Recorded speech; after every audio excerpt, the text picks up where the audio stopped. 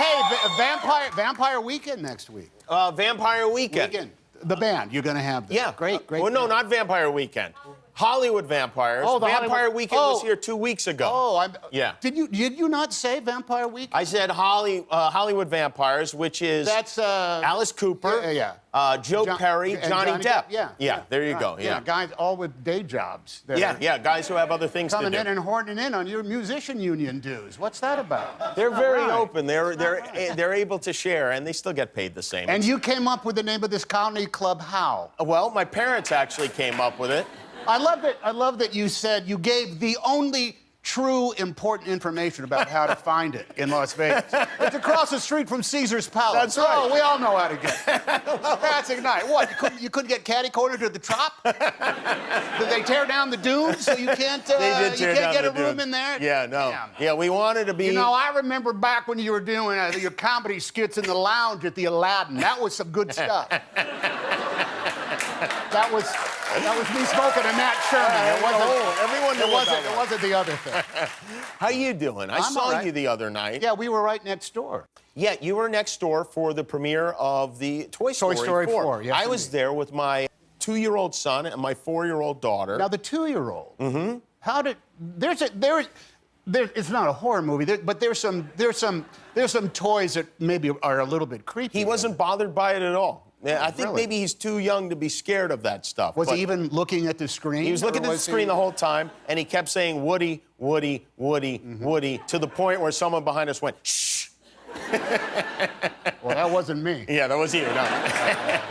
We loved it. It is so good. It might be the best Toy Story movie. You know, we don't know what they look like. Because we just go in, we start going into a recording studio like, I say 3.5 years ago. And we record for like 5-hour sessions about every 6 or 8 months. So we don't know what it's going to come out like. So you must have been delighted when you saw it.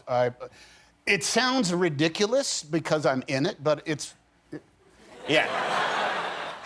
one of the best movies I've ever seen in my life. It is one of the best. I don't know how to say it any other way. It truly is. And with the voices, the added voices, the fabulous Tony Hale. Tony Hale is great in this movie. Christina Hendricks, the fabulous Keanu Reeves. Oh yes. Hello. Yes. There is some new talent. Carl Weathers is in the movie. Carl Weathers is a voice of Combat Carl. Combat Carl. How about that? Carl Weathers, Apollo Creed, ladies and gentlemen. Yeah, of course, of course. When I didn't know he was in it because we never see each other. Right. We maybe will run into each other when somebody's session finishes and the other person is there waiting to go on. But at the premiere, I saw Carl Weathers, and I had to go shake the man's hand because not only was he Apollo Creed, he was Action Jackson. Totally was. Combat Carl got his name when we were in one of the very first recording sessions on the first Toy Story, because they would explain to me a bunch of the toys, this, that, and they said, there will be a G.I. Joe figure, but we can't call him G.I. Joe. And I said, well, how about Combat Carl? You said it. I said it. And then they found a guy named Carl to be Carl. Exactly. You could have thrown a buddy a bone I said, how about Combat Carl Weathers? They didn't go for the Weathers. They didn't go for the Weathers, but But it was really, it was something else to me. It's a great, amazing cast. I don't want to ruin anything by talking about it. I already feel like maybe you've revealed some things you shouldn't reveal. Okay. It's funny you should mention that because I think I did. Oh, okay, good. All right. Everybody, I have these talking points that Disney gives you at the beginning of the press junket thing, and these things are like Gutenberg Bible stuff. I mean, look how many times I've studied them. They've come across. So you're not. I spilled some tomato juice on it at one point at breakfast the other day. These are things you're supposed to say or not supposed to say? Both, my friend. Both. For example, here's one thing that we're not supposed to say. Spoilers. Here it is. Spoilers / what to avoid. Don't discuss Woody. Okay. Please don't share that.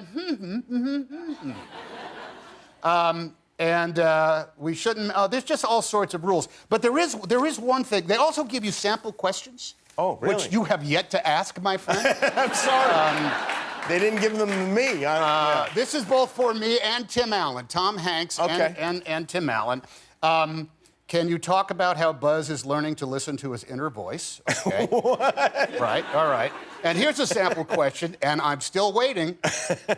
Who does Woody reunite with, parentheses, Bo? Bo Peep should be described as a strong character from the beginning. Her recent experience perhaps made her stronger, but she was never a weak character. Oh my God! Wow, that's what it says right here. Wow. There it is. Serious Toy stuff. Story thing. Now, do you know how many executives right now want to kick my ass because I brought this out? They have an entire division over there that's called Disney Corporate Vertical Integration Marketing Division. And they spent years, honestly, they worked on these things that I've received a similar document. Yeah, yes, yeah. And how seriously do you study them when you I laughed really hard at it, and then I never looked at it again. Okay. Yeah. All right. I think I have one thing here. Oh, yes. When doing Kimmel Show, please do not mention Academy Awards. Now, what's that about? I feel like we should mention your Academy Awards because you have. Oh, no, not mine. I think it's talking about you. Oh, me on the Academy Awards. Yeah. Oh, what? Oh, why? Did something happen? Well, you got bounced, my friend. That's all I know. And you work for the network.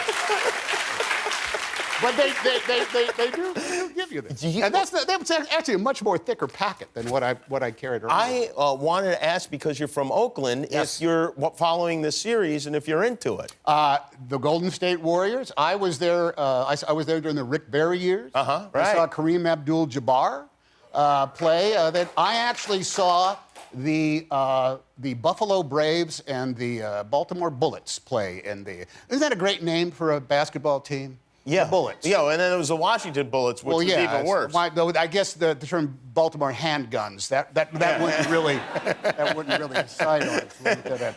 But no, they're leaving what I grew up knowing as the Oakland Alameda County Coliseum Complex Arena. Right. That's where the Warriors played and the Oakland Seals played, the hockey team that I went and saw. Yeah, that was an NHL team, right? The Oakland Seals. Yeah, they're closing it out, and they're gonna. I don't know what they're going to do with it. Do you feel sad at all about this? No. No, you don't care? You know. Well, it is a storied history without a doubt. But it was from the era where they built these sports complexes, arenas, and they made the mistake of making them freeway close. Yes. Which means two freeways sort of like go right by there. Which means anytime there's an event, that freeway is gridlocked and you are late for the game and you leave early because you want to avoid this. So your fondest memory of this area is as an annoyance to your community? Well, that along with I was a vendor at Oakland A's games. Oh, really? Yeah, I was 14 years old, and I went down to sell peanuts and soda, and thinking that it would be kind of like from a TV show where everybody helps out the young kid trying to make a thing. First of all, I got robbed twice. Oh, so great. You got, note to self, hide those wads of cash. Don't be walking with a wad of cash sticking out of your pocket. Robbed twice. And then I came across professional vendors who did not like the fact that kids were there. Oh, yeah, sure. So I'm 14 years old, and a guy probably in his late 50s is yelling at me, "Hey, kid, that was my sale. Oh, really? I was coming down the aisle. You took my sale, kid." And I'm doing, well, what am I supposed to do? Here's what's going to happen. I'm going to give you a bag of peanuts, and you're going to give me 50 cents. And that's what I did. And you had to pay the guy. The guy held you up. Yeah. Wow, what a No, he wasn't holding me up. It was like a professional thing. He was coming down the aisle, so any sale on either side of that aisle was his, and I just happened to be walking by the front. And I sold the kid some peanuts, and the kid loved having it, and I thought I'd done a good thing. You did the right thing. No, there was nothing wrong with guy, what you did. It was that man. So tear that friggin' place down. Trash? No, toys. They're all toys. Trash. No, that's the trash. These are your friends. Hello. Trash. Shh, no, it's okay. Trash. Woody, I have a question. Well, actually, not just one. I have all of them. I have all the questions. Why does he want to go to the trash? Because he was made from trash. Look, I know this is a little strange, but you gotta trust me on this. Forky is the most important toy to Bonnie right now. That is Tom Hanks as Woody in Toy Story 4. Opening 1 week from Friday.